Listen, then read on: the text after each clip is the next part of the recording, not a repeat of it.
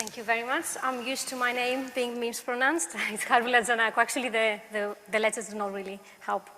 Right, so I think this presentation, I'm not sure it's going to make justice to the abstract I sent, but I have 10 minutes, so I'm going to try and make the most of it. Right. So this presentation is going to feed into what actually Pavel mentioned in the very first day, to actually the importance of sharing practices and sharing lessons across countries in different settings. But I'm going to turn your attention towards Europe now and towards the European neighbors. And I'm going to talk a lot about the work we're doing between Athena's Swan work and also European projects and the shifting European landscape, if you want. So, do I use this? Yeah. So you've seen that gender equality plans are an eligibility criteria for Horizon Europe funding. I'm not going to talk about that, but I'm going to talk at the time of the announcement at Oxford Brookes University. We were in a Horizon 2020 project in a consortium that we looked at the feasibility of establishing a European award or certification system. And that actually made our study very relevant because it made sense to be linked with eligibility criterion. So what we did, we actually mapped and assessed existing award certification systems, and there are 113 certification award schemes on gender equality and diversity across Europe and beyond.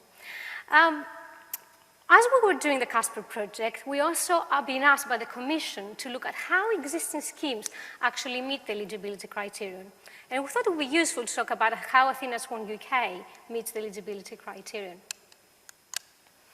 So we do see that there's a lot of overlapping, a lot of synergies, but we do see that some things are not explicitly addressed. So on the first one, on the publication, it's not mandatory, but Athena Swan actually strongly encourages to publish the gender equality plan.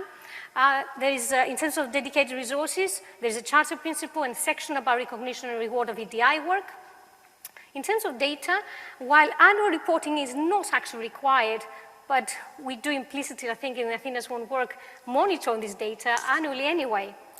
And in terms of training, while it is not required, again, explicitly, I think most, if not all of the action plans, at least I've seen in panel reviewing, has been about training and capacity building. In terms of recommended areas, Athena Swan actually covers the first three areas explicitly, but not as explicit in terms of integrating gender in research and teaching and gender-based violence. But what is interesting about Athena Swan is because it is flexible and because actually it is up to the individual institutions to decide priorities, there is space if they wanted to address those criteria. Now, how should, in a way, the eligibility criteria in this European landscape actually raises a relevant question. How do UK institutions, if you want, would respond or should consider about developing diversity interventions to address Athena Swan work, but also to address European requirements for funding? Now, to showcase the breadth of possible gender diversity interventions, but also to provide some inspiration, I'm going to present you very, very briefly, I don't have the time, some structural European projects that we have done, where actually they follow the same cycle as Athena Swan. So that you do a self-assessment, you implement, and you evaluate, and you have an action plan. And I think what is interesting, and I need to mention, is that what was very important is to actually align our gender equality work that we were doing for Athena Swan with these European projects that we were having at institutional level. And that actually enabled us to enhance and dedicate resources to reduce the extra workload, but also engage more internally and externally, and also having the space to experiment, to develop tools, not only for our local situation, but actually for institutions beyond, for institutions in our European consortium and other institutions. But also, we had the ability to have research teams actually driving the actions with evidence. And what is more, I think it created this importance of when you're looking at EDI, it is important to have collaboration, not only practitioners doing the work, or, STEM scientists doing the work, but actually bringing social scientists, STEM scientists, and practitioners together. And that makes such a difference. So I'm going to talk about gearing very, very quickly, gearing roles. So this is, again, a Horizon 2020 project. It's a structural change project. It has 10 partners across different European countries. The aim is to design, implement, and evaluate 6 gender equality plans, following the steps in the GEAR tool. I think Anne Pepin mentioned about that in her presentation. And the objective is, as the name says, is to challenge and transform gender roles and identities in relation to professional careers and work towards transformative change. The 3 key areas is careers, leadership, and gender dimension.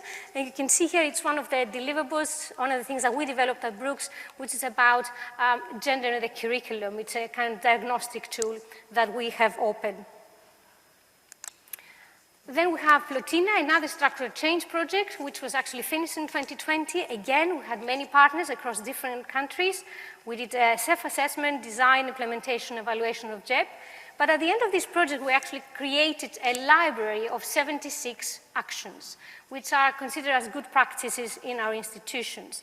And we think that this could be a nice inspiration. You can find the website is actually still active. And we had 5 key areas where we looked at actions in this in relation to leadership, decision-making, work and personal life integration. But what is interesting about this, it's not about describing the action, but actually we talked about implementation, we talked about evaluation. Sometimes we even have templates about how we did the evaluation. So this is how it looks, and you can browse by different, you have a lot of filters. And there are a lot of European sister projects, many, that have really interesting resources and a wealth of resources I think institutions can be inspired from. And these, I'm not going to present them, I don't have the time. But we also want to think about diversity interventions in the context of certification award schemes. And we do think that diversity interventions are developed in this often wider context, be that Athena Swan, be that another certification scheme.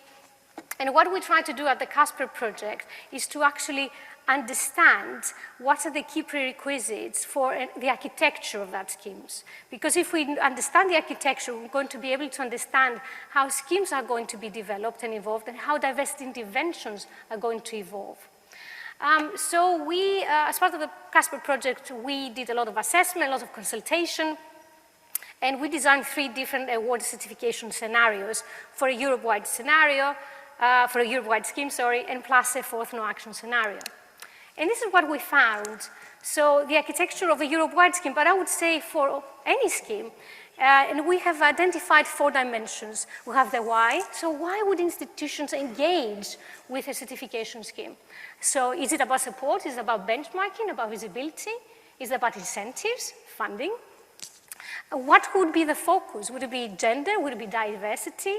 Would it be process, output? Would it be a general focus or subject specific? The how was actually the most contentious one. Would it be about self-assessment? Would it be complemented by external review or peer review? Would it be a mandatory scheme or a voluntary scheme? Would it focus on qualitative or quantitative, progressive approach? But then the interesting thing about the Europe-wide scheme was who would be certified, who would certify, and who would pay. So these were all dimensions that we looked at and evaluated and provided considerations. And these are all now given to the Commission.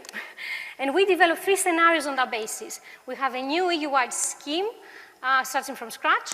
We have a gender equality strategy for researchers, which is a sister scheme to the HR Excellence for Researchers. I don't know if you're aware of the European scheme.